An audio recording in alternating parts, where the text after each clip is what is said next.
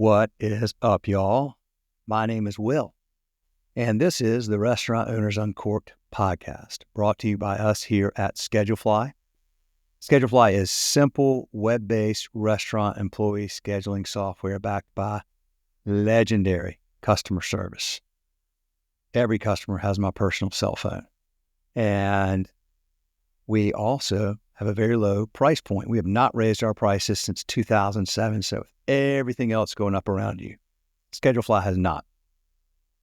If you are on pencil and paper or Excel, we'll make life easier for you and your team and save you time and save you money. If you are on another scheduling software, you're probably paying a lot of money for things you don't use. If you just want simple scheduling and communication that is reliable and backed by amazing customer service at a low price point, we'll take good care of you. Also, and by the way, that website is schedulefly.com, www.schedulefly.com.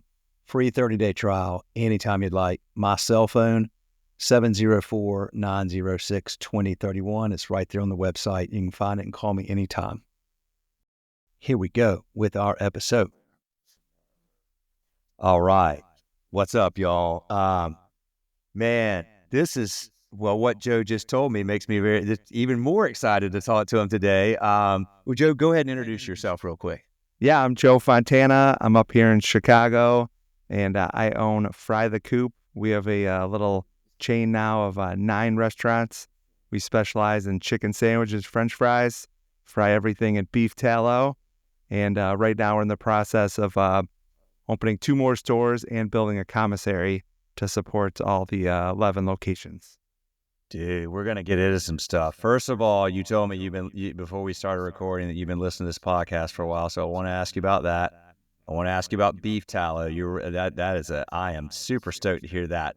But before we get into that, as you know, if you've been listening, I always ask people, like, how and when did you initially get started in this wonderful, crazy, wild world of hospitality? I think I loved it from day one. I started working when I was 13, but then I eventually at 16 got a valet job. And so it was cool. I worked for this company in Chicago that had about 200 locations all around the city. And so they just sent you wherever. Sometimes I'm at the club, sometimes I'm at a restaurant, sometimes we're at the theater. It was all different. But I remember loving, like, I was always outside looking in, but I'm in the window, kind of peeking in. And I just loved the energy, the vibe that was going into the restaurant. In my 20s, I started bartending. And then fast forward till I was like 28, my mom, calls me up one day and she's like, "What, are you going to bartend for the rest of your life?" She's like, "You got to get a real job." So I was like, oh, man. So I found myself in an office for about 6 years, a couple different companies, and just hated it. I found myself in a little cubicle office, sitting in front of a computer, and I didn't have any passion. So I literally was so stressed out. I had hair falling off my legs. Like, I thought my friend played a trick on me one night after a little party slept at his house. My legs looked like they were shaved. So I went to a dermatologist because I was freaked out. I called my buddy. I'm like, "Dude, did you shave my legs last night? Like, as a prank?" He's like, "No, what are you crazy? No." So I go to the dermatologist and she's like, "You're stressed out. You are stressed." Yeah. I was like, "Really?" She's like, "You're lucky you didn't lose it on your head." She goes, most men will lose, when they're stressed, they lose their hair up there. So anyways, I sought some mentorship because I'm like, I need to do something in my life. Like, why am I stressed? And my friend's father-in-law, who retired at 55, very successful guy, he just goes, "Joe, what do you love?" And I go, "I don't know." He goes, "You're thinking too much. What do you love?" I go, "I love food." He goes, "Bingo." He goes, "You need to do something in food. You'll never work another day in your life." And that was the moment that I kind of realized, like, my past in hospitality, valeting, working in the bar, working as a bartender, I loved caring for people. I love serving people. I just love the instant gratification of when you, like, give somebody food, a drink, you see the smile on their face, you can laugh with them. That was the moment I knew I got to do something in food.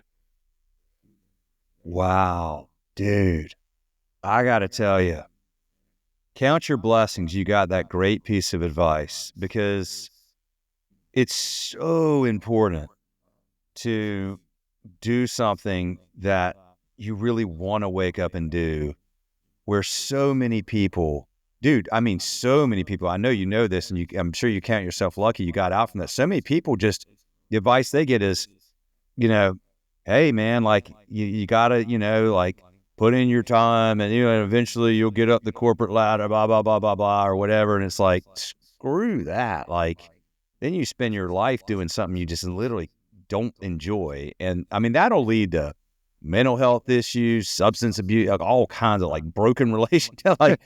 Totally. You got to do something you love. And clearly it tells me, Joe, that you're you're clearly a very passionate guy.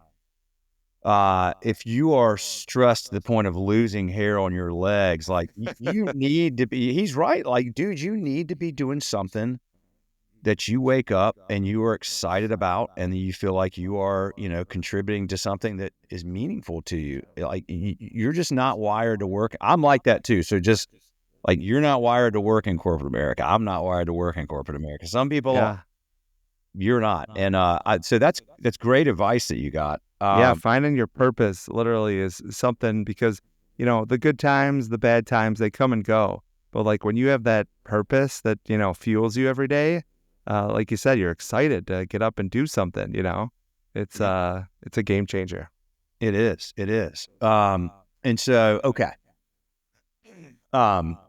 You started listening to this podcast and Restaurant Unstoppable, which, by the way, if y'all are listening to Restaurant Unstoppable and you like this podcast, you should listen to Restaurant Unstoppable, because Eric Cacciatore is awesome. He's a great guy. Whole career, it is what he does. Like, that is his job, and he travels all around. He lives in like a Sprinter van and travels all around the country. Yeah. He's done like, I don't know, like 1,500 episodes, and he hustles and he loves what he does, and he's a passionate guy. So there's my plug for Restaurant Unstoppable. But you listen to that. How did you find our podcast? Did you just my wife and I moved out. We grew up in Chicago. We moved out to California right after we got married in 2012, and we thought that was it. We wanted to be in beautiful San Diego, just loving life. And we were there for 5 years. That's when I was still working in the office, and during that time, that's when I kind of got that mentorship to, jump off the cliff and grow some wings on the way down. But during my office breaks, like my lunch hour, I would just walk around the block, and there wasn't many restaurant podcasts out there. So I found you, and I think there was one about some brewery in Chapel Hill. And I think at the time you were doing like a series. Do you remember this? Yeah, that was Scott Maitland at Top of the Hill Restaurant. Yes. Chapel Hill. Mm-hmm. I must have listened to that podcast like 10 times over again, because he was just dropping nuggets of just gold, Yeah. So at the time, literally, there wasn't really a lot of restaurant podcasts. And I thought, I heard some expression, like if Abe Lincoln was going to chop down a tree, he would, sharpen his axe for 4 hours and then take an hour to chop the tree down, something like that. So I always started reading books. I started listening to a podcast, and I couldn't get enough. I mean, I just wanted to soak up as much information as I could. And here's me, like this like C.D. student. My friends and I, we smoked a ton of pot in high school. So we were like the stoners, skateboarders. And I had no interest in learning. But then once I kind of like got this bug, like I wanted to open up a restaurant, I wanted to get into food, I just couldn't stop learning. And then I loved reading, I loved listening. And gosh, I mean, now I've probably listened to over 2,000 podcasts probably. I don't even know. It's a lot. What, do you listen to other podcasts outside of the restaurant space, or you just mainly stick with that domain? Yeah, I like leadership stuff. One of my favorite ones is How I Built This. So it kind of tells the story. Guy Raz. It's awesome because it's like almost like a hero's journey, that they go through. And it's like these people who like took this huge risk, and then the struggle and the determination and like the down times, and it's not just like a year or two. I mean, these are talking 20, 30 years of these people that go through this like amazing experience. He had another podcast called Wisdom from the Top, which was like more interviewing the CEO style, but it was about leadership. So I really loved that. But yeah, I just can't get enough of like either business, leadership, mentoring, growing people's journeys. I love hearing stories. To me, it's like, yeah, it's like reading a book. You know, that was one of the earlier podcasts I listened to, How I Built This. Is he still doing that? I mean, that was like, I Oh think he's yeah. okay. Yeah, it's still going on. That's great. It's been a long time since I listened. Well, I don't listen to as many podcasts now because I have this flip phone, and I used to like carry my iPhone around. I would listen like nonstop, like almost to the point of like overconsumption. Like I would sit in the parking lot of the grocery store for 45 minutes, like waiting for an episode to, when I was supposed to be going in and picking something up to bring, like just stuff like that. But Guy had that. I always felt like, some of those stories, as you said, it's a hero's journey. Like doing this stuff, starting a business, it seems great from the outside. Like, especially if you're working in court, you're like, oh man, it must be awesome to own a business. It is. It's also incredibly challenging and incredibly anxiety ridden. And there's days when you're like, I don't even know, can I do this? And, like there's just all this roller coaster of emotions. And there are always, for every great story, there was a point where they're like, I don't know if like this may not make it. I mean, one of my favorite ones, because I really like the entrepreneurial, I like the creative, like hustle and drive. And there was that, the Spanx lady, Sarah Blakely. Oh yeah. Like what she did, she basically got Neiman Marcus or one of those big, retail companies to put her Spanx down in Dallas. And she went in personally and found where they were displayed and acted like she worked there and moved them to better spots. And she was like, God, this has got to work. And then she called everybody she knew in Dallas. It's like, go in and buy Spanx. But that's what you do. Like, you got to just go for it. Like, you got everything on the line and you got to just go for it and do whatever it takes. I mean, doing it honestly, but, just do what it takes. And that's the little difference between making it and not making it sometimes. It's like doing those little extra things that really, really matter and being willing to just say, I am all in. And so I say this to come back to you and your story of going you had to have that conversation with yourself and your wife, I'm sure, when you started Fry the Coop of we're going to do, we are all in. We're going to take a risk. We're going to bet on ourselves, and we're going to do whatever it takes to make this thing successful. Oh, and it actually gets pretty intense because, so my wife was pregnant, and here we are, we're working these jobs, maybe we're paycheck to paycheck, and not feeling bad for us. My wife and I are very hardworking, but we weren't making money. There was no light at the end of the tunnel. So all of a sudden, I'm like, oh, I'm going to have a kid. I felt the weight of the world. I need to do something to support my family. So when I was in California, I'm trying my best. I wrote this 40-page business plan. I'm pitching everybody, trying to raise $500,000 for this meatball concept, and literally dead ends everywhere. Finally, I get my buddy call me up. He goes, hey, I got this spot in Chicago. If you want to do the restaurant thing, maybe you move back, I can help you get this lease.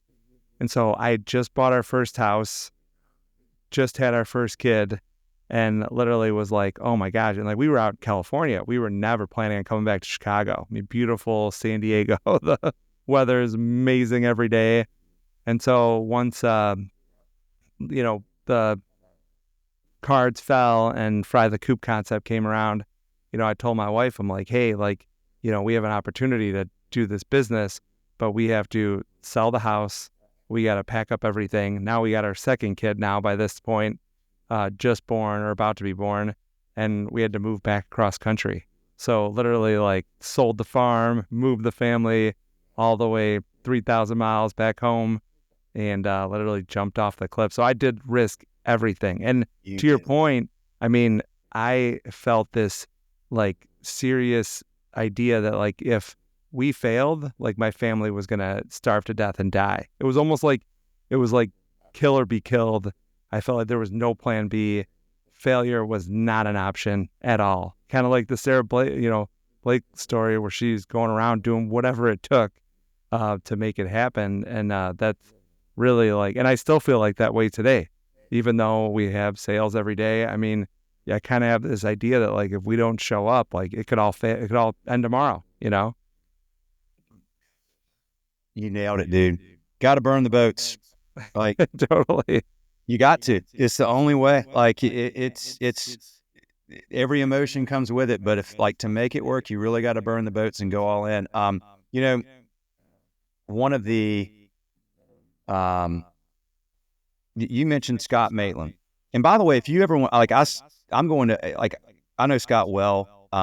If you ever want to connect with him for any reason whatsoever, let me know. He's still doing the top of the hill thing. Awesome. He teaches a class on entrepreneurship at the undergraduate school of business at UNC Chapel Hill. Oh, wow. And I go up there every year and kind of like tell our story and to his class. And he's a great dude. He has like the amount of wisdom I got from that guy and Dave Query, who owns Big Red F out in Boulder, Colorado. That's when I was like, not only are we doing this podcast, we decided to do a book called Restaurant Owners Uncorked. Because, I mean, I was like, this has got to get out there. This is like incredible wisdom and knowledge that people need to hear that will help them in this space. Dave Query said that 15 years ago when I talked to him in 2009, 2010. I mean, he's very successful. He's very good at what he does. His restaurant, like his whole group's thriving at the time, still are. But he said, every day I think this could all go away tomorrow. Like it's on my mind and I have to operate that way because that's what motivates me to just keep showing up and just like making sure that we're like locked in and executing. And I think that's an important thing. You don't want it to drag you down and like make you operate out of fear, but it's more like be grateful for today, but don't expect that tomorrow is just going to come. Like if you've worked hard to get here, just keep working hard to keep going. Otherwise it will eventually, because you'll lose sight of what really matters. Yeah. And it really is like a little bit of humility, right? Because you have to be like, you kind of humble yourself in that manner, but then it's worth it. So it's not all negative. I feel like, when you bring that level of intensity to the business, it eventually pays off. Absolutely. Absolutely. So so you're out there in California and you got this meatball concept and it doesn't work out. All right. So then you come back to Chicago and now you're doing Fry the Coop. So did you come back with this concept or did you what happened? So basically I signed a lease for a place and it was a current bridal store. And the bridal store was going to move out, supposedly, and we were going to move in. And I went through the whole gamut of got architect drawings drawn up, like the whole deal. We did a Kickstarter campaign, raised $25,000. That was like the money that like we were using to do all these things. But then, the bridal store never moved out. And 2 months turned into 6 months, turned into a year, turned into 18 months. And so that was that moment where it was like, oh, like this kind of failed. So I got strung along. I was playing Cry Wolf with some of the vendors we had lined up. I mean, I even went to City Hall and got a liquor license. Like I was like, I'd met the mayor. I was like, telling everybody we're opening up. But then when that kind of fell through, I was like, all right, we need to look at another space. And that's when my buddy was like, hey, there's this spot in Chicago, you'd have to move back though.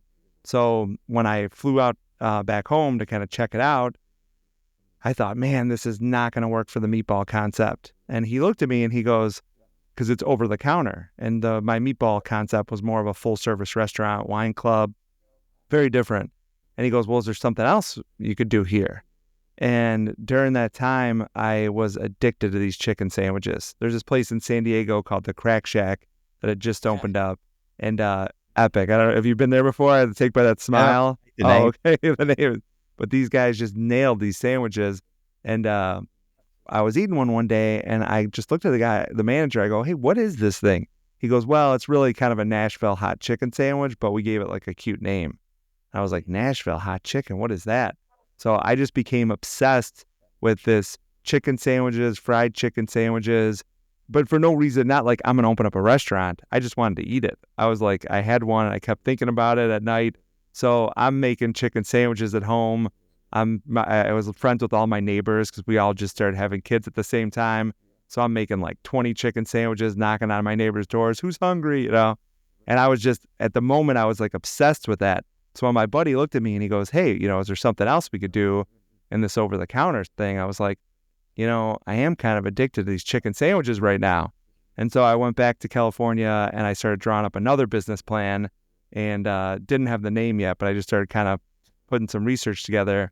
And I got 7 pages into writing this thing and I was like, oh, this is a hit. Like, I don't care where you put this thing, like, it's a hit. And I was living pretty close to an In-N-Out burger at the time. So I just love the simplicity of In-N-Out burger. And I kind of thought like, wow, if you did these like gourmet chicken sandwiches and a little bit of like In-N-Out style, I was like, oh, this is going to be a hit. So then, one thing led to another. And that was kind of how with the, going from a meatball concept, because I'm Italian, grew up cooking meatballs with my grandma, to, doing fried chicken sandwiches. Yeah, man. In-N-Out is just brilliantly successful for their simplicity. It's amazing. So you've got this simple concept. You start right. You're like, this is it. I can make this work. So Nashville hot chicken in Chicago. Did you? I think you mentioned this, but I want to, like, when you did this, was this all self-funded, or did you raise money or borrow money in the process of opening? Yeah, and that's a great question. So my buddy became my partner. He was a real estate guy. Okay. Yeah, and he was actually supposed to give me $60,000, and this was a restaurant that had opened and closed within 8 months. So they had it was like a 4th generation restaurant at this point, and these guys had came in, they remodeled it, not like, crazy, but they remodeled it enough. And then they basically failed within 8 months. And then we came in basically right after that to check it out. My partner, he had was a part owner of the building, but they had been in the red so long, they were about to lose the building to, they call it receivership. So basically it was about to go foreclosed essentially. So he's like, hey, we have this small window where I can sign a lease with you before we're about to lose this building. And so sure enough, he was supposed to give me the $60,000. Unfortunately, he had a deal that got held up, and he's like, the most I give you is $40,000. And I was like, oh, shoot. I went to my mom, who's not wealthy at all, and I said, hey, Mom, do you have any money? She goes, I have $20,000 in the bank saved. I go, I need it, but I promise I'll pay you back, And so she gave me $20,000, and that was all the money we needed, $60,000. This was in 2017, and I got the keys September 1st. I walk in, I just drove across country, by the way. So my wife with the kids, we just drove back home. I mean, I wasn't in Chicago less than 24 hours, and I went and picked up the keys and went to this place, bought a bucket of paint, and started painting. And within 2 months, we had the doors open. So I had got a POS, no sign on the building. We leased some equipment. I was on the phone. I went there every single day, just painting, moving stuff around. Got a new Coca-Cola machine. I mean, it was like anything I can do. 2 months later, we opened up and just literally just grind it as much as I could. I was there from 6 o'clock in the morning till about midnight, almost 7 days a week.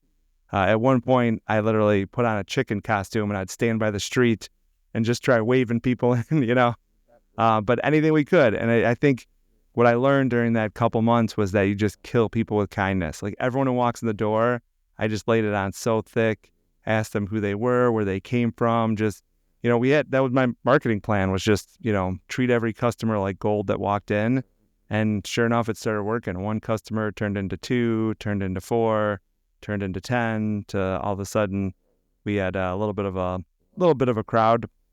I think the one game changer though was I had studied New York restaurants because, in New York, Manhattan, you have to be like lights out good. But one of the things I always heard these guys talk about was hiring a publicist. And I was like, I thought that was for like celebrities. Why would you hire a publicist?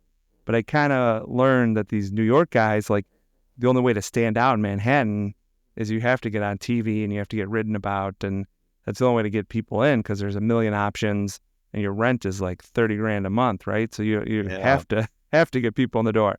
So I thought, all right. So I started reaching out to publicists. I met a great publicist. This is about 3 months in, and I just took a leap of faith. There's a small little place. We just had our sign put up. We pretty much have no customers, and I hired a publicist to start promoting us. And it worked like a charm. We got on TV. I went on a show that took over the Oprah show. It was called Windy City Live. So I went and did a segment on there. Nervous as hell, live TV. But before you know it, boom, phone starts ringing. I mean, immediately the segment airs at like noon, and all of a sudden our phone starts ringing. Next day, we got a little bit of a line. Next day, line around the building. And then we got on TV a second time, like about a month later. There's this guy, Steve Dolinsky, who does a Hungry Hound segment. He shows up and the film crew and wants to do a whole, like, special on us. And after that, it was just bonkers. I had to hire like 25 people. As soon as we got on TV, it was like line around the building. So my inkling with the publicist worked. There's a very interesting thread here, because now, is this the same publicist that you're still using? Yeah, we've been working together for 7 years now. So, okay, let's talk about her. Let's give her a little we'll give her a little love on the air here.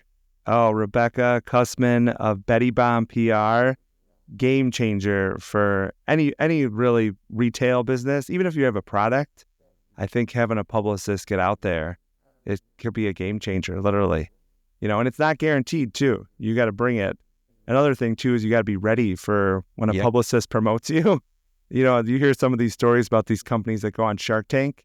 The episode airs and all of a sudden their website crashes, because it can't take the traffic. They can't keep up with demand.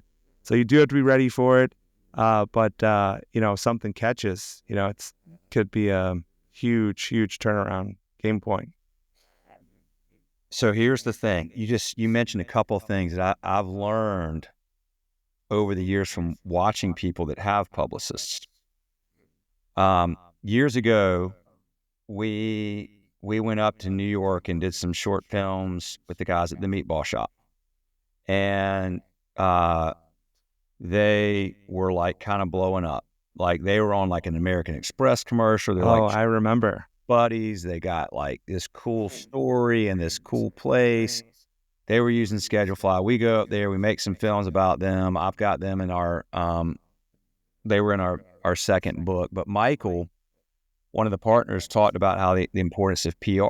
And he's like, you've got to do PR. Now, again, they're in Manhattan. You probably have to do PR. But one of the things you just said, which is really, really critical to this, is you got to be ready to execute. Because what they wound up, like they wound up being on like a show where they were trying to figure out whether they were going to buy, like sell to private. One guy wanted to sell, one guy wanted to keep. And that partnership basically kind of split apart. And, I think they both ended up exiting the business. And what they told me was like, look, the PR works. The problem is you can get people to come in once, but if you're not on your game, they're only going to come in once with PR. So you've got to execute and be ready so that when they come, the experience is great and they want to come back. And they said, they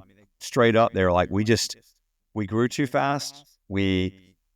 PR worked really well, but I think they had 6 or 8 locations at their peak, and they're like, we just couldn't execute. Like we just didn't operate the way. And so we would have tons of people come in and then they would never come back. And I've been to the Meatball Shop a couple times, and it was my experience there was amazing, and I love those guys. And 100%. My friend had hired a restaurant consultant, came out for a weekend. He paid this person, I think, like 10 or 12 grand, but he was kind of upset when the guy left because really the big takeaway that he made him write on his wall was that marketing creates trial, operations create sales. And I remember him being a little upset about that. And then when he told me that, I was like, what? Like, I couldn't even wrap my head around it. Marketing creates trial. Operations create sales. Like, what does that even mean? But I thought about it for a long time.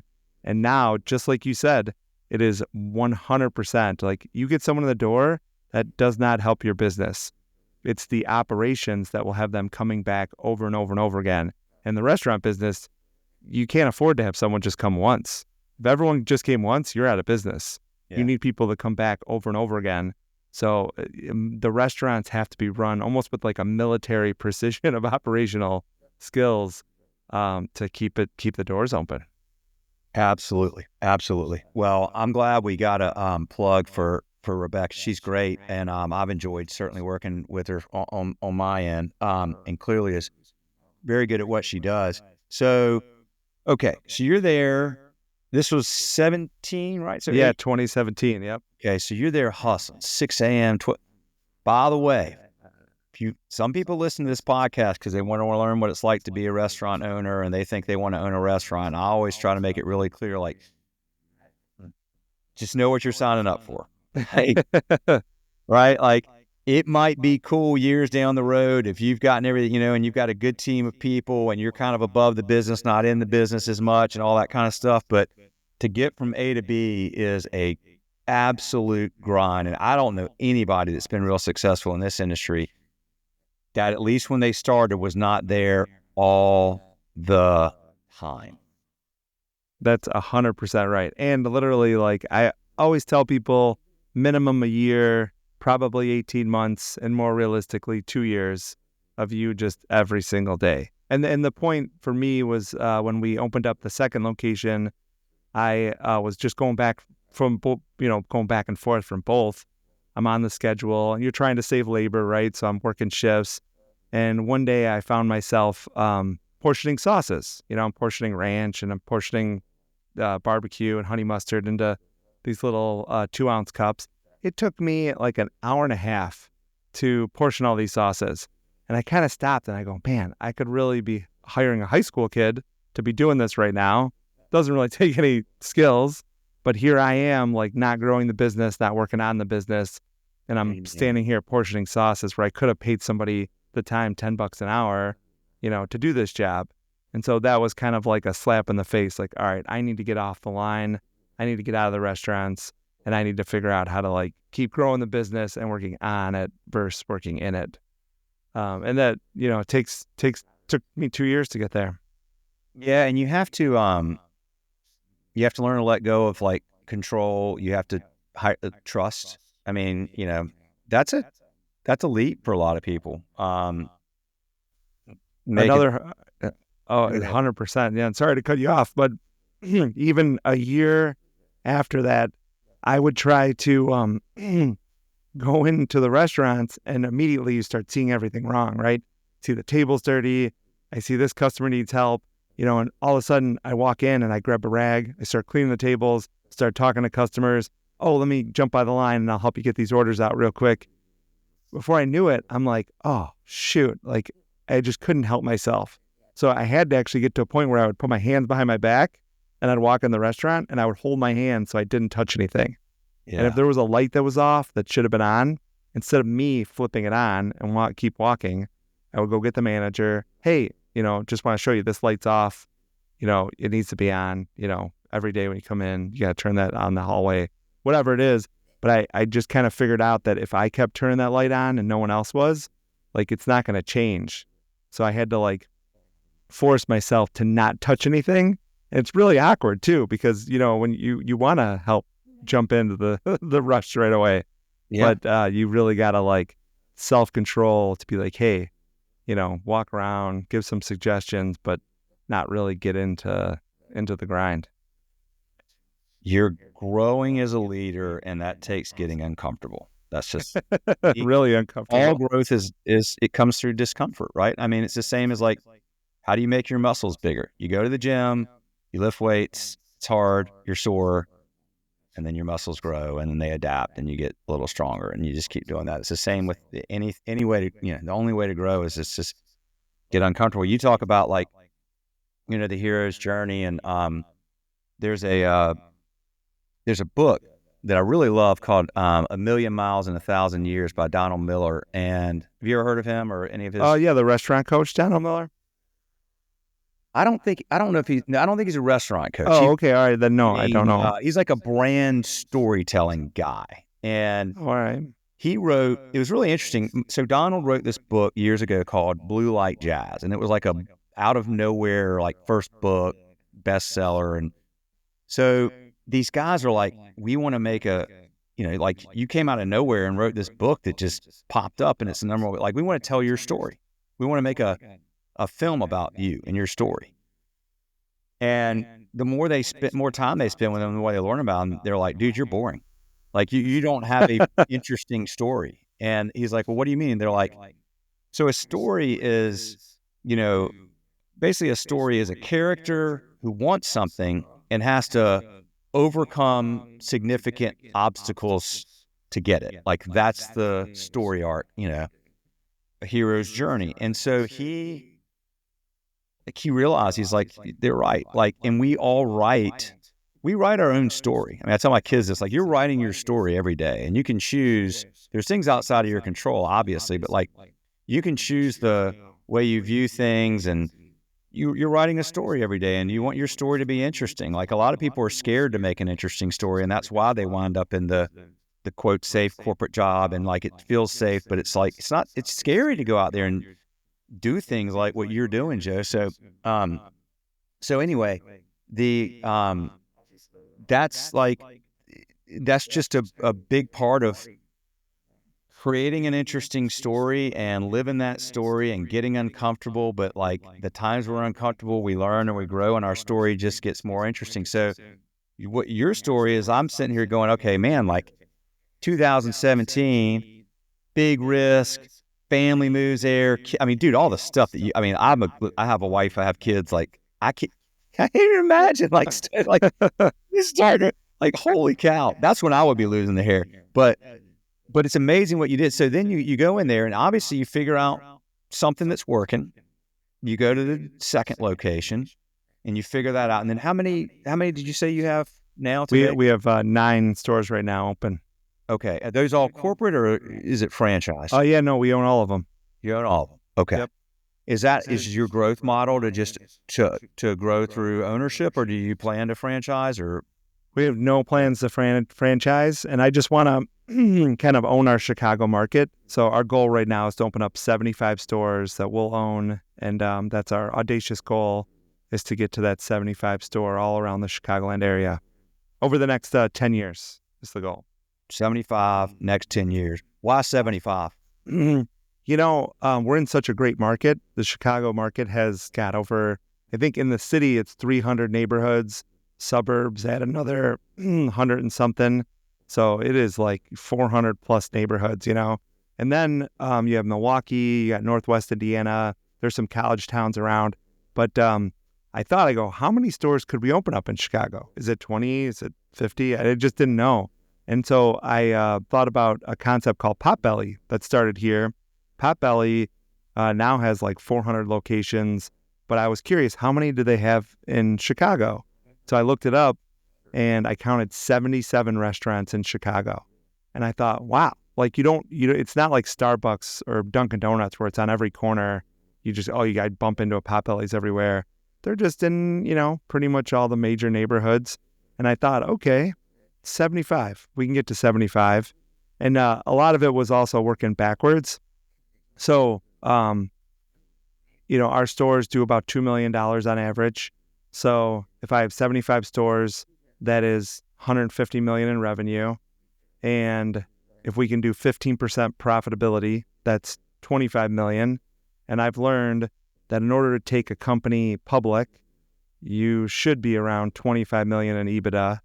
Also, when you get to that level, you're in a very rare category of businesses that can hit that.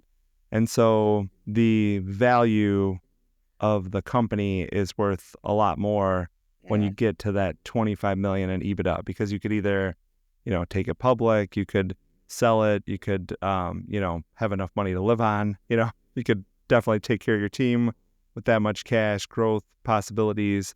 So it was kind of those two reasons. I figured out, we need to set an audacious goal. How do we get to that level? And then those were kind of the pieces that got me there. 15% margins, $2 million a store. That's a good business, bro. Well, I'm not quite there yet, but yeah, we're at about 12% profitability right now. So, I love the focus. I love the simplicity. You got a simple menu. Your focus, dude, the focus on Chicago alone is like really, really smart. Yeah, own your market. Because I think like sometimes like people are like, oh, I'm going to open up in 25 different states and, start, now all of a sudden you're on planes all the time. if there's a problem, say we open up a Milwaukee store, I can be in Milwaukee in an hour and 15 minutes from here. Yeah. So if there's a problem, I could be in the car and I'm there, can't jump on a plane that quickly. You must have had a lot of people approaching you about franchising. It's starting to, now that like we have sprinkled around Chicagoland area, people already think we're a chain or a franchise, but yeah, people are starting to ask like constantly. And I think there's a misconception of like franchising because so many companies try to do it. You have to open up almost like a totally separate business, and you have to put the same intensity and focus on, that business as you would opening up your first restaurant. Yeah. You have to be grinding every day, morning till night. And, you can't just be, I'm going to open up franchise and here you go, open my concept and just pay me. You're going to fail real quick. You have to put a lot of energy into it, support those franchisees and really hold up those standards, tons of checks and, quality stuff. And to me, it's a huge undertaking that I think a lot of people just think it's like free money, and it's 100% not. If you want a successful franchise, it's like having a startup, you got to pull your boots up. It's going to be a rough one. Yeah, it is. There's so many concepts. I mean, even just in the, your style, Nashville hot chicken. I mean, there's a lot of them. 100%. Yeah. Yeah, because everybody was like, "Oh, nobody's done with chicken what they've done with burgers and Shake Shack and all that," and everybody's trying to do. I really love your focus. I think that is so freaking smart, man. And also it gives the consumer, they're like, "Yeah, man, this is just in Chicago." Like they feel like they kind of, they're part of the story, and can't get this anywhere else. So I would imagine there's a piece of that too that's pretty attractive to consumers.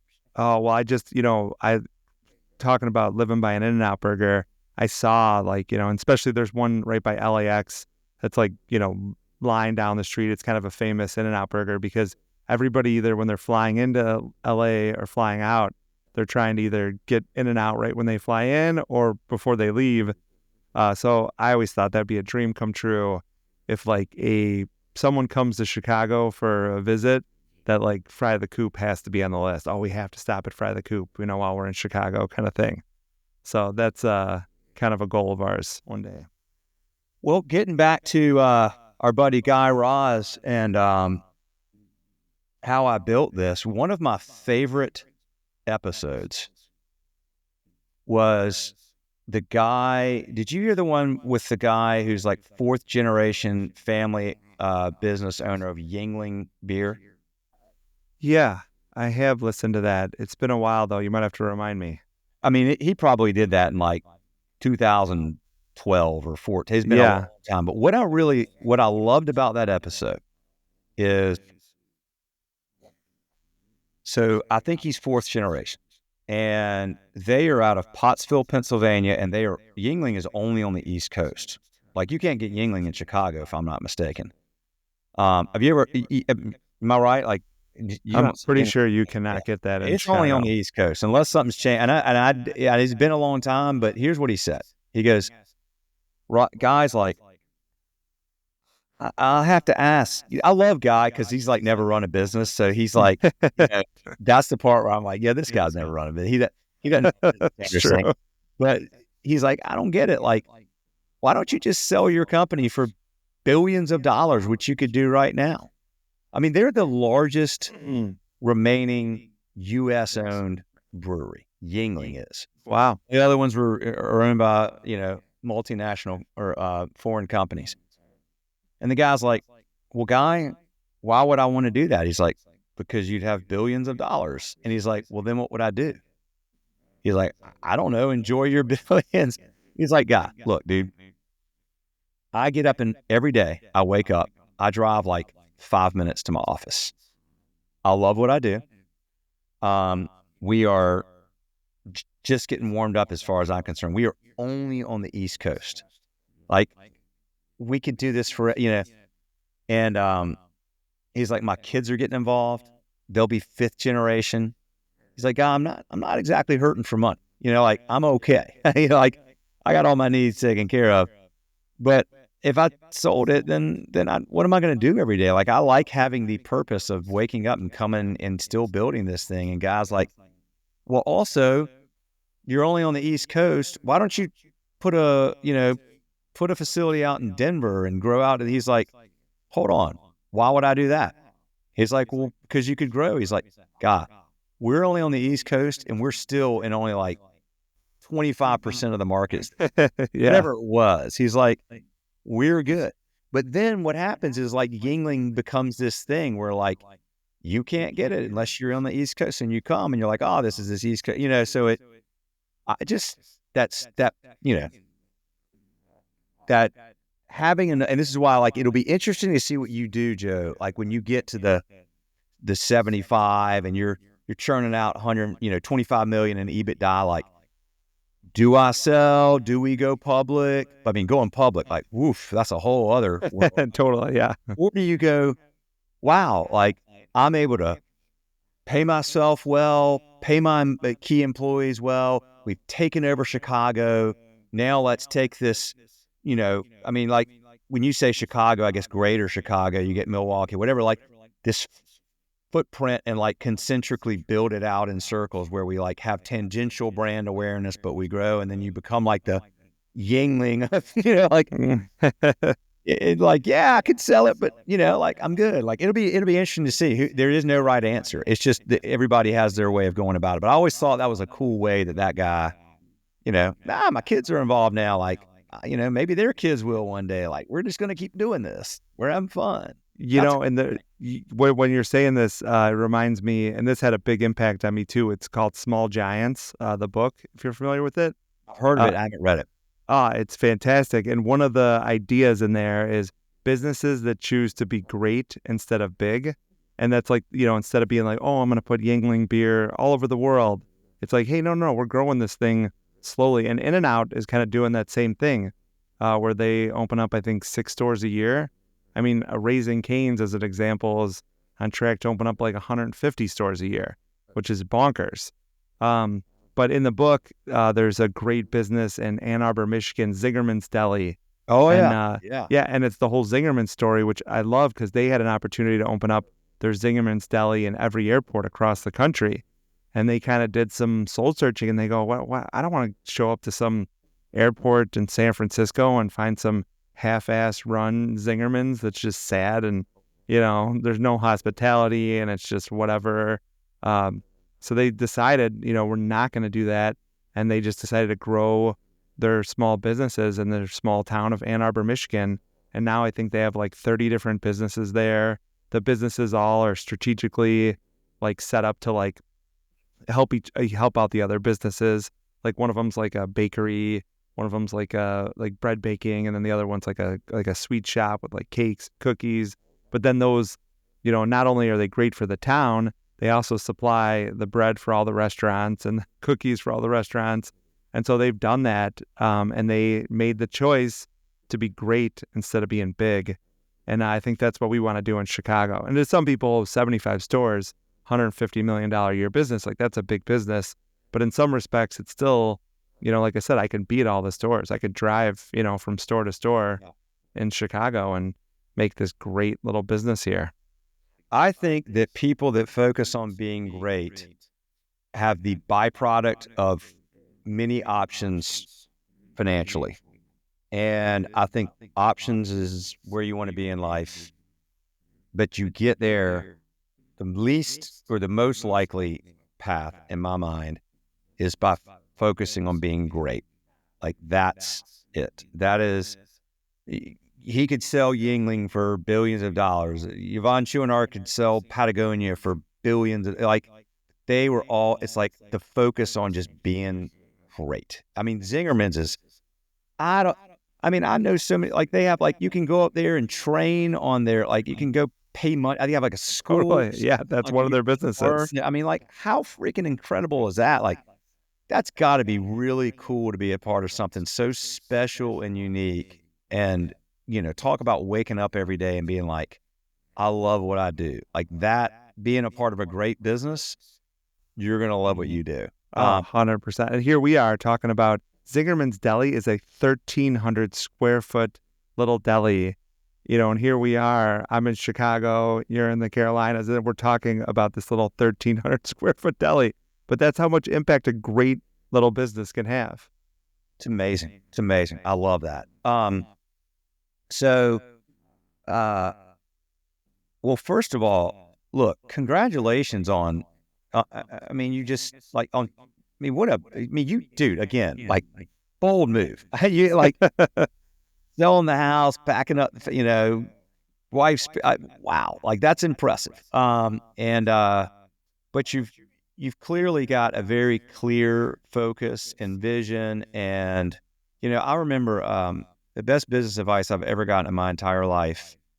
And I run it straight from it on occasion. I always try to come back to it. Sort of the foundation is focus, focus, focus, dominate, dominate, dominate. Like that was some advice I got in my previous business where we were kind of like all over the place trying to be all things, all people. And my business partner's uncle was a seasoned business. And he's probably, we were mid-20s. I'm 50 now. He's probably 50. Mm-hmm. He's like, guys, focus, focus, focus, focus, Yeah. dominate it.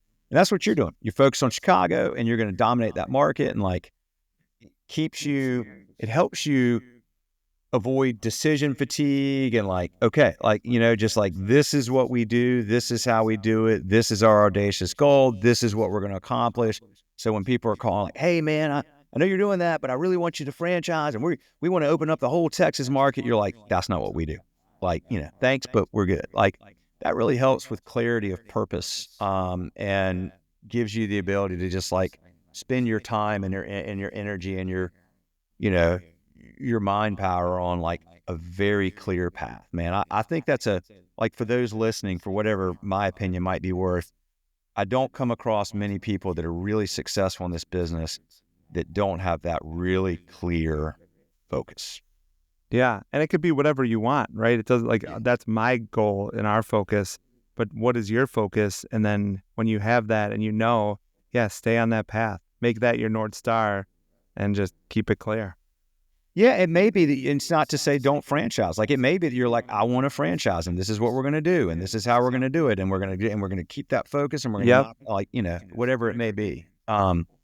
Well, what else should we talk about, man? Anything I've missed? I so thoroughly enjoy talking to you. I want to respect your time, but anything we have not addressed today that we probably should?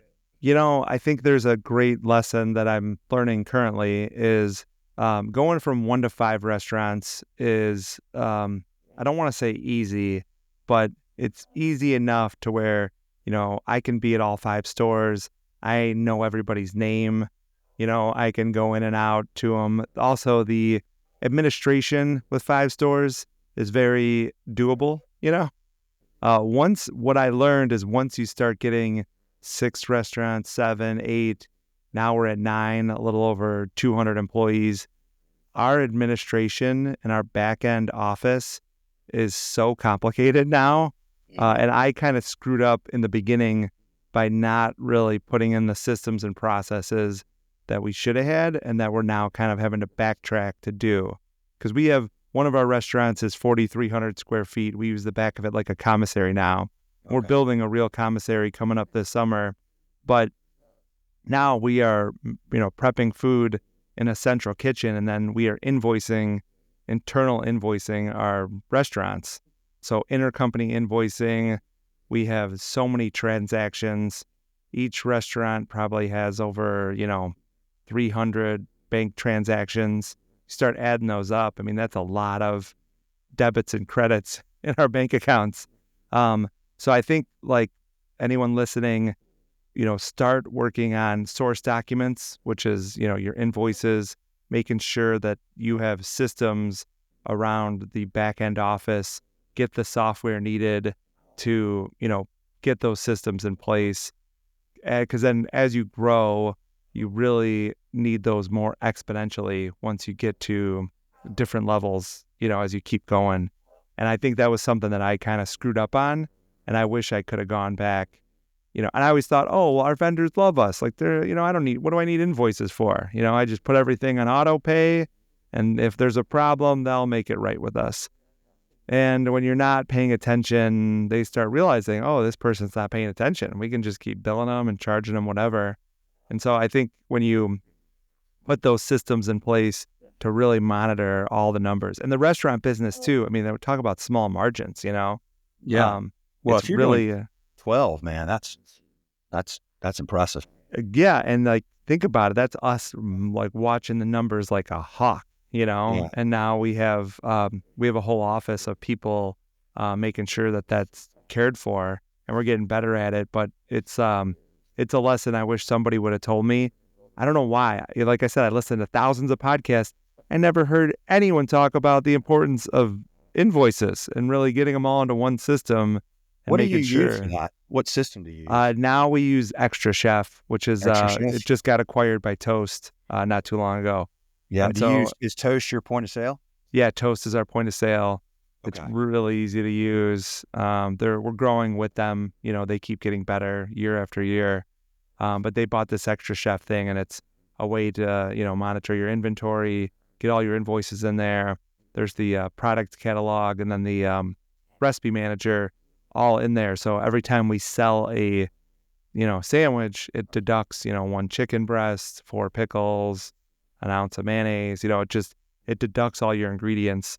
So then you can really focus on was there a variance between what you bought and what you sold, and then monitoring the invoices of is that cost going up, is it going down? You can really kind of see everything in real time.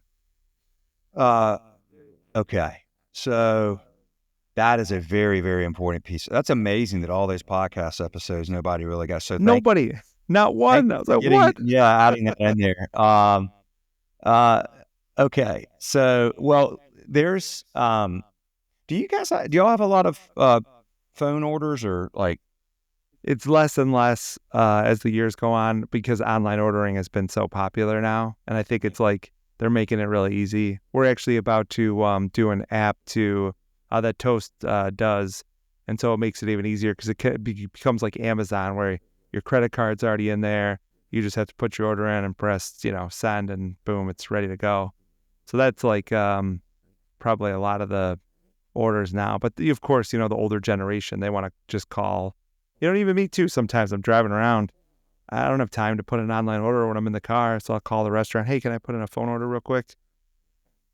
Well, I'll tell you what, the reason I asked that is I had this guy on yesterday, Cameron Long. He's got this, he and his partners have this company called Vernica, and they're doing, they're doing AI agents for different things that help solve for labor, which is typically the number one problem. Mm-hmm. The first thing they're doing is an AI phone answering agent that you can turn on during busy times.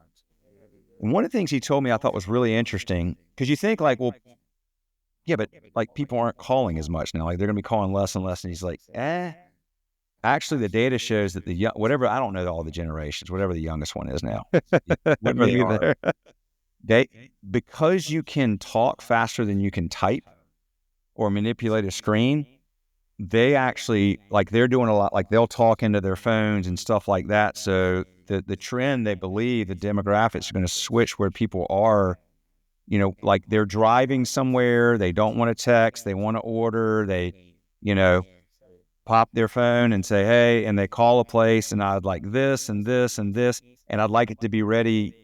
Looks like I'm going to be there in 37 minutes. I'd like it to be ready then.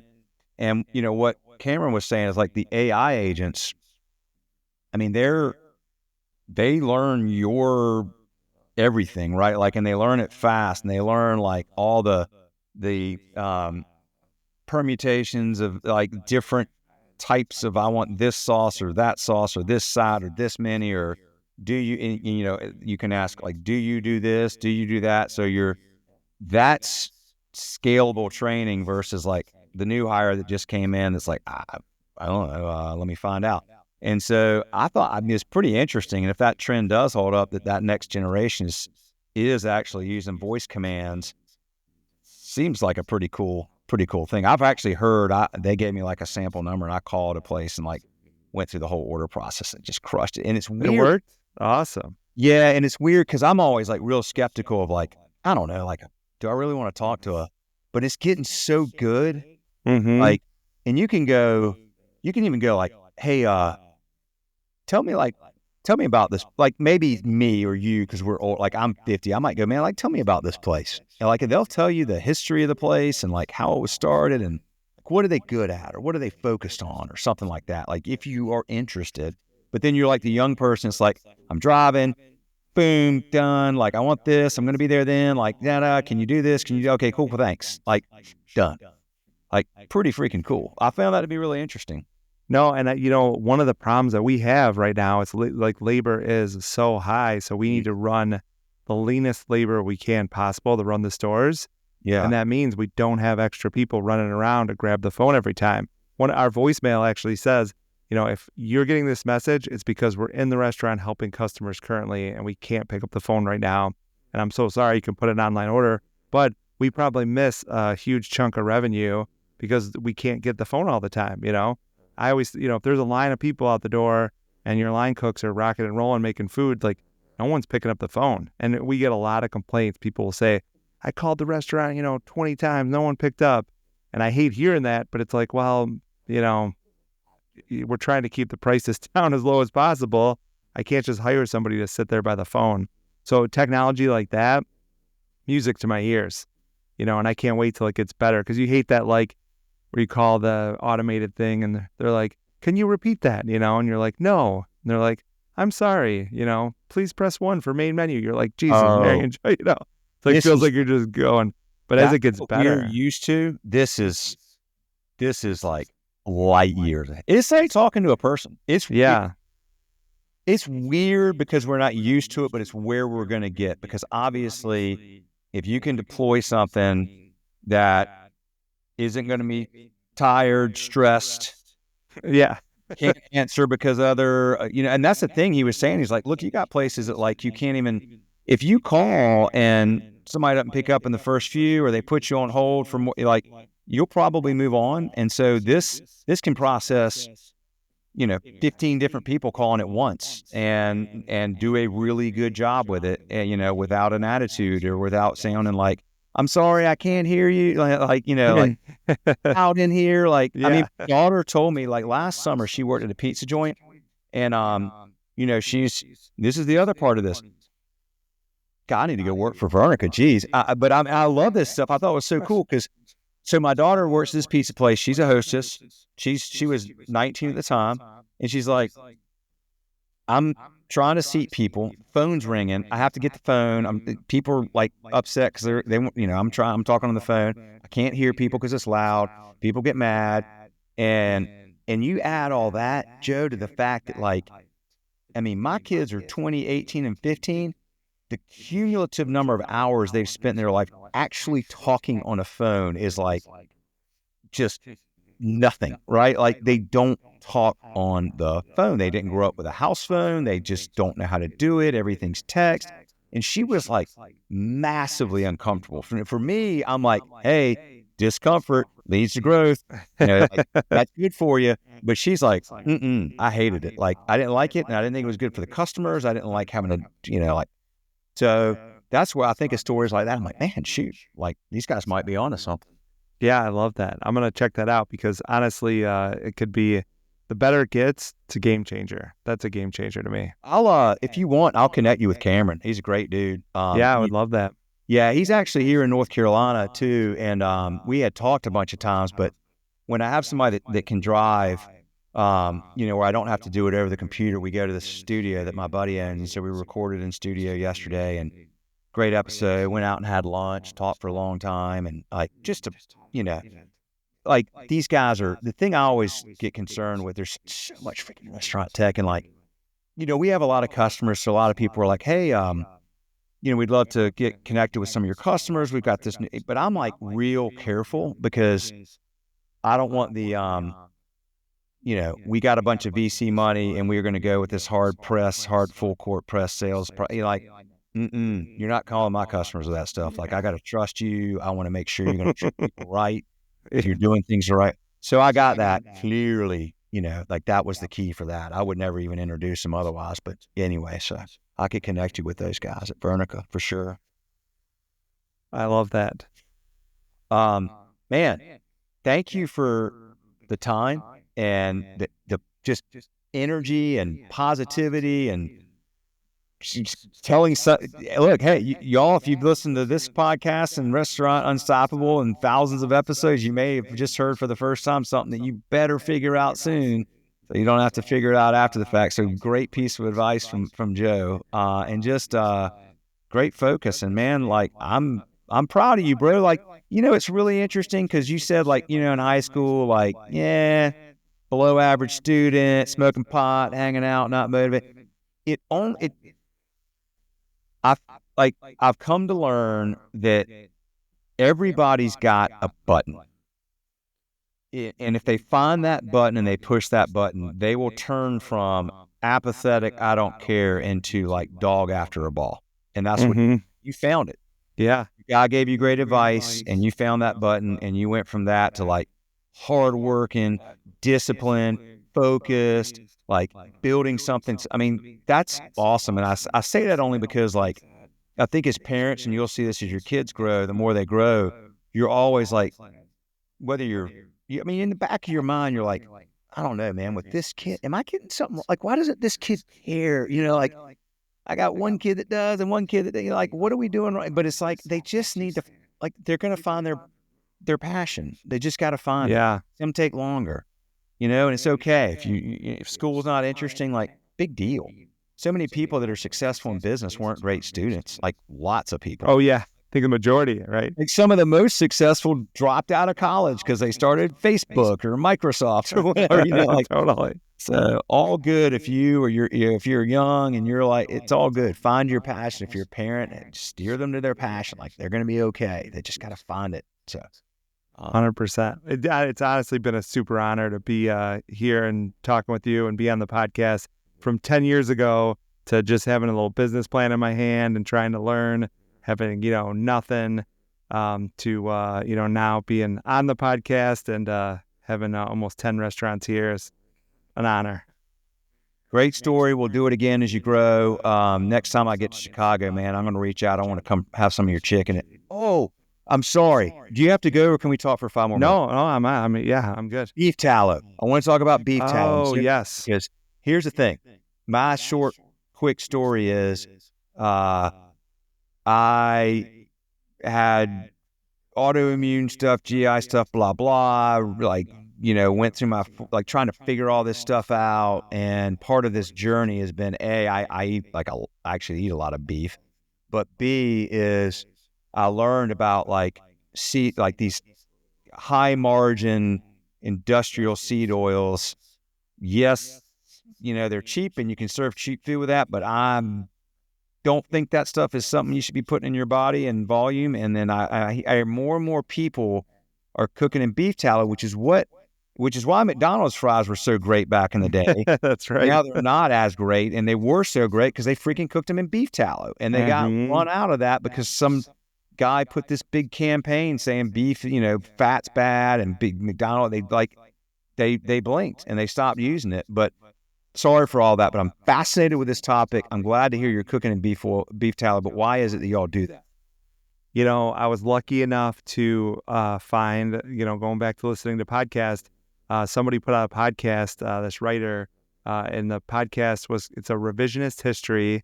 Malcolm Gladwell, thank you. Here it is. And It was the McDonald's Broke My Heart. And we had just opened up when that podcast came out. And we were actually already I had a chef that came in and he was like, we should, blanch in beef tallow. But then we were using seed oils to actually fry in. This was like maybe 2 months into the business. I heard this podcast. And the second I got done, let's do it. I go, we're switching 100% to beef tallow. And what I learned is that there's a chemical compound when you have a vat of oil and vegetable oil, seed oils. You have that oil; it sits there hot for 16 hours a day. So you have this big, basically vat, 350 degrees. Now, when you take food and you put it in there, what happens is it oxidizes, and that seed oil. They call it it's a chemical compound that basically just means that it broke. The chemical compound didn't know what to do because of the heat and the oxidation, so it breaks. And they call that aldehyde. And aldehyde is 100% linked to cancer. When they put aldehyde in laboratory animals, it 10 out of 10 times causes cancer. So then it started making me think, like, holy cow, like, aldehyde's not good for you. How do you not get aldehyde? And beef tallow doesn't create aldehyde when you fry in an animal fat. It's also got a high smoke point. There's so many minerals, vitamins in there. It digests better. And then I think most importantly in the restaurant business, it tastes better. So there's there's so many benefits to it. It is like pretty bonkers. And then I love, we've been doing it for 7 years now, but all these places are starting to finally, it's starting to become more well known about the seed oils. And we've been preaching this for years. And so now we just put out a couple of videos actually that went viral because we were telling people like, here's how you load up the fryer with beef tallow, and we kind of like showed the whole like experience around it. But I think people understand the benefits of it, and we have droves of customers coming now. They're like, hey, I come because you guys fry in beef tallow, which is amazing, And the fries, so we found out the whole McDonald's story, and their fries, it was called Formula 47. And they called it that because if you bought a cheeseburger, fries, and a shake, it was 47 cents. So I think all day long, they're like, oh, that'd be 47 cents. That'll be 47 cents. Anyways, they named this Formula 47. And basically the McDonald's brothers, they would cut Burbank, Idaho potatoes, cut them up, wash them really well. They fry them, they blanch them one time in beef tallow. And here's one thing, they were very specific that fryer could not be contaminated with anything else besides the potatoes. No chicken, no fish, nothing else could go in there, just potatoes. So it was an uncontaminated fryer. They blanch the potatoes, then take them out, let them rest, and then they fry them again to order at 350 degrees. And the total cook time's around 8 minutes. So 5 minutes the first time at 300, and then again at 350 the second time. And the fries come out epic. And even Ray Kroc in his book, he goes, you can get a good cheeseburger anyways. But he goes, what made McDonald's special was their French fries. And literally to this day, so at Fry the Coop, with a little homage to the old school McDonald's brothers French fries, we make them exactly to that Formula 47. And we have two fryers at every store dedicated to just French fries, which is hilarious because we only have 3. So one's for chicken and 2 is for French fries. And we've got this program now where they are epic. It's literally just potatoes, sea salt, fried in beef fat, and that's it. And they are like, sometimes I have to avoid them at the restaurant because sometimes I'll start eating them and I can't stop. But it is a game changer. And we're actually on a little bit of a mission to have every restaurant go back to frying in beef tallow, And there's some high-end restaurants, they'll have like a duck fat fryer. It's really expensive to run the duck fat, but it's amazing, right? But any animal fat, even pork fat, like frying pork fat, do lard, great. And here's another thing that we've learned too. We actually had to go out of our way to find 100% beef tallow, because a lot of beef tallow that you get, like there's a Restaurant Depot down the street here. You go and get their beef tallow, look at the ingredients. First ingredient, vegetable oil, then soybean oil. Swear to God, yeah. So it's almost like they cut it like you'd cut cocaine to make it cheaper. And so they add vegetable oil, hydrogenated, soybean oil to the beef tallow to cut it to make it a little less expensive. And so you have to be careful because some places like, oh, we fry in beef tallow, but actually like 15% or 20% of it's a seed oil. So we worked really hard to source a vendor to get 100% beef tallow. Dude, I am so freaking proud of you and happy for you. It's awesome. I listened to the exact same series. It was a 2-part series because he went and then he found remember he found the son of the doctor or the guy who like did that campaign, and like they're like, we actually like the stuff he thought was right is actually wrong. And like, I remember the stories about like McDonald's like trying these different oils, and like they had that one place where like they would take their aprons off and throw them in the laundry pile, and it would like self-combust because it was all that oil. Like, we're eating that. I mean, I remember as a kid, like, I was born in 74. I remember McDonald's fries were like, there was nothing like those. And you're right, that was what was the driver. It was the fries. And I feel like this whole story happened back in the 90s, if I remember correctly, that Malcolm Gladwell told. And so it's been 30 years since they've used beef tallow there. But I do think there's a big movement for that, and it's growing, and more people are interested in that. I think doesn't Buffalo Wild Wings use beef? I think they cook in beef tallow or something. They do, but somebody just found out that, they put some chemicals in there, preservatives that are in there that, and that's the thing. I think you have to go out of your way to find the 100% beef 100%. tallow. Yeah. And it's a little goofy. Like one of our team, when we figured it out, this is a couple of years ago now, we switched over to the 100%. And whatchamacallit, like our team was a little mad because when you first melt it down, it kind of has this gamey animal smell to it because it's just literally raw fat, pretty much. Fat, and so, now they're totally over the smell. But at first, like, when you start melting it down, it's got that little bit of animal smell to it. But it's because it's a real ingredient. It's really animal fats filled with, nutrients and vitamins. And you're right. That whole thing that happened with McDonald's was really silly. This guy sold his company for millions of dollars, thought he was healthy, had a heart attack. And then he started going after corporations. He used his wealth and he thought in his mind he was doing a good thing. He thought these corporations were putting all this poison into food. Here's this skinny guy who thought he was healthy, found out that he was being kind of tricked with like the wool over his eyes. And he went after all these corporations, which was great. But then he turned towards McDonald's and he started taking out billboards. McDonald's is killing America with their beef fat fries. He took out a Super Bowl ad. I think he paid $5 million for a Super Bowl ad against McDonald's. And then the straw that broke the camel's back was this guy got on the Johnny Carson show with the CEO of McDonald's in, I think it was summer of 91. And they hashed it out live on on the Tonight Show. And this guy made the CEO of McDonald's look like an idiot. 3 months later, they switch over.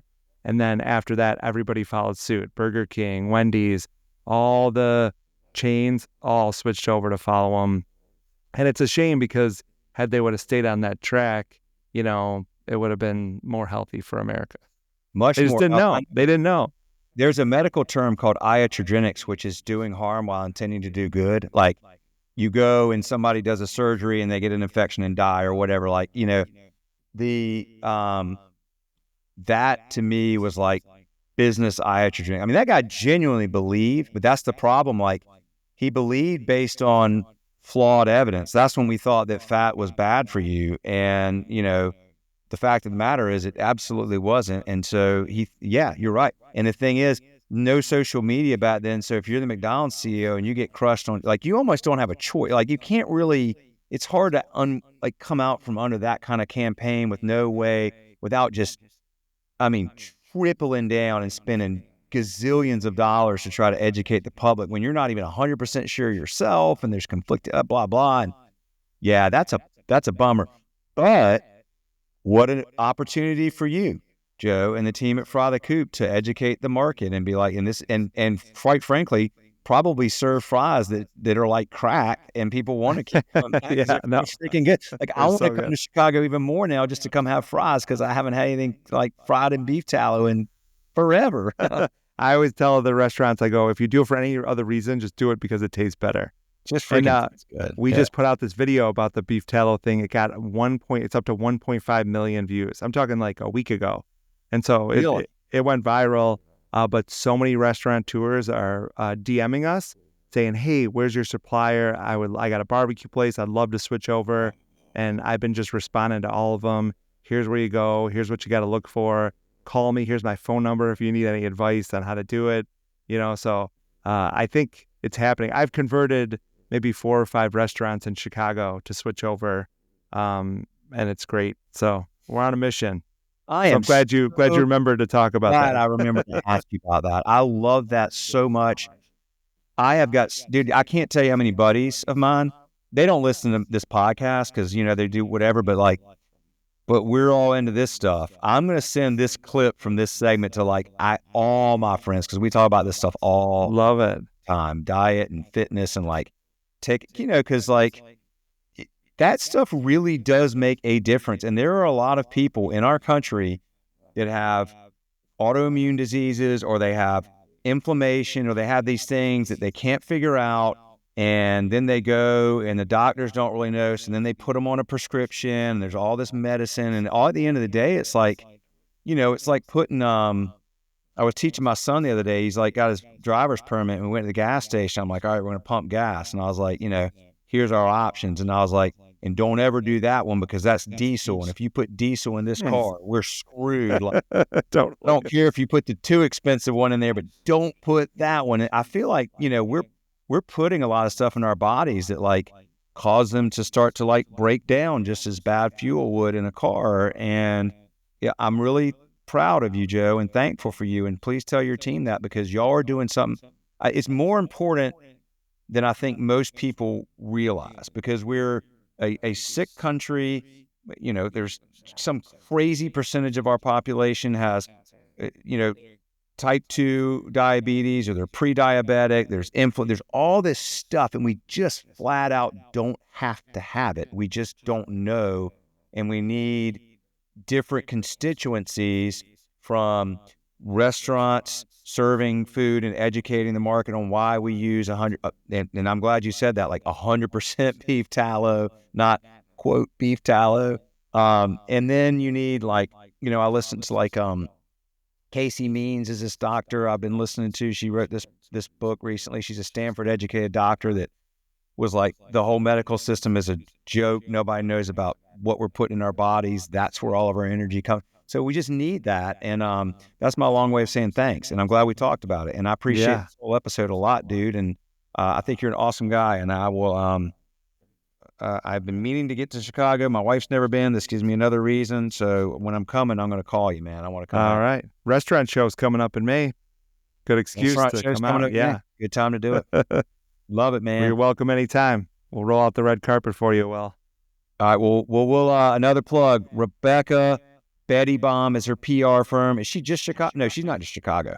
She is now Chicago and then Florida. So they do the Naples market, but mainly in Chicago where most of her team is, and they're fantastic. Literally game changer. If you have a product that's good, you're ready for it, PR, highly recommend. There we go. Go Betty Baum. That's a wrap, y'all. Give us a rating, thumbs up, follow, like, comment, whatever. We appreciate you. Thanks for watching. Thanks for listening. More coming soon. All right, man. See you, Joe. Thank you, Will. Cheers. Cheers.